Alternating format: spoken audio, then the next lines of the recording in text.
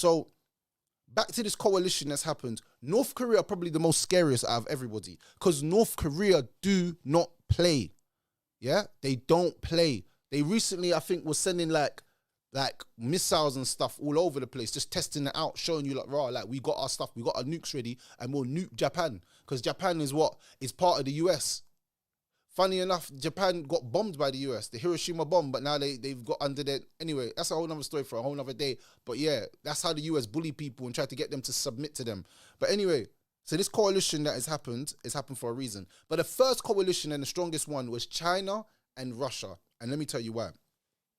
China and Russia no longer share a common expansion ideology, but a realpolitik considerations are driving them together. Both are subject to American sanctions of various types. Both have also found themselves in the crosshairs of the Pentagon defense planners as a result of their assertive regional activities, with Russia mostly in Eastern Europe and the Middle East, and China mostly in Western Pacific, but partially across the region as far as the Latin America. Now, let me tell you why China don't like America. There's a little country called Taiwan, little country, and Taiwan, they are one of the, let's just say for argument's sake, the biggest creators of something called a semiconductor. It's called a microchip. A microchip is in the camera, a microchip is in this roadcaster, a microchip is in your watch, a microchip is in your phone. Microchips literally run the world. Microchips, the real origin of where they actually come from is Congo. Let's just put that out there. But the country that designed them to be put into different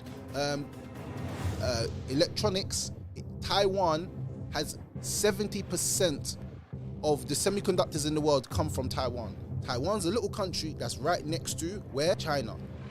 Now, Americans, China's been saying that this is a Chinese dynasty and we want to take it back. So what America's done, what they usually do, is they've been pumping Taiwan full of weapons. Yes, full of weapons, ready for a war. But they don't want a war with China because China is a mega force to be reckoned. This is what the US do. And they have been told you, they've been telling you these underhanded movements they've been doing, but it's well known if you do your history and you do your research and you understand what's really going on. Now, the people in Taiwan don't want no smoke with China. But there's an agenda and people out there, and I always call it the CIA, the Central Intelligence. These people been doing coups and doing weird stuff all around the world. They've been funding weapons to Taiwan to say, and the US been saying, we'll back you, Taiwan, if China invades. This is the thing about the US here and other countries. They will act like they're with you, and then they will let you drown at the end. Ukraine is getting demolished.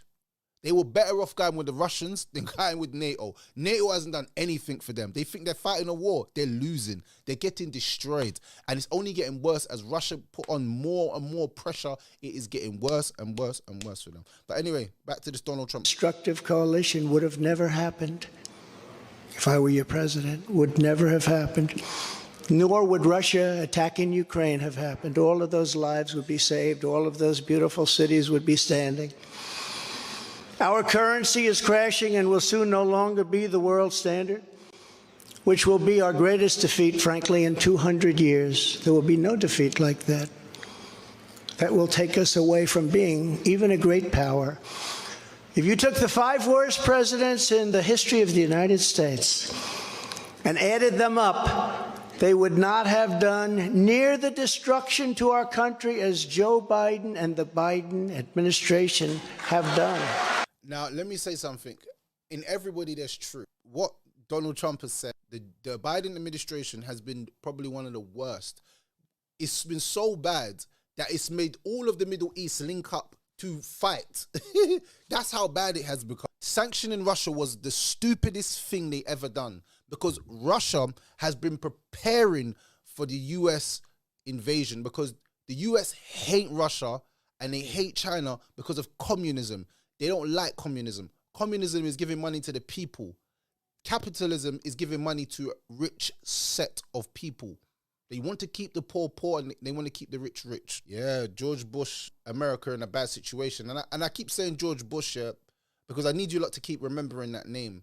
That guy went to the Middle East and caused nothing but problems. You see, they can see the same thing happening with Joe Biden. Only difference is that we've seen this plan that you've done before against Saddam and Gaddafi, but we're not letting this happen now. So they're all linking up with one plan. We're not going to get bullied by the West anymore. Now, you have dumb people like Rishi Sunak that I did not vote for and I did not put in power that are saying reckless things like, yeah, we sent 2.3 billion over to Ukraine. 2 point what? 3 billion to you? For what? We're in a living crisis. A man's sending money abroad. And that shows you that our currency is damaged and our currency is finished. Hyperinflation is when your currency is collapsing. That's what happens. That's why if you go some places in the world, you give them £1, they give you 2,000 South African dollar or whatever dollars. And you're like, bro, like, this is a lot. For bread, people are spending like 10,000 for bread. That's when your economy is collapsing. And we're on the road to that unless we fix our relations with the Middle East.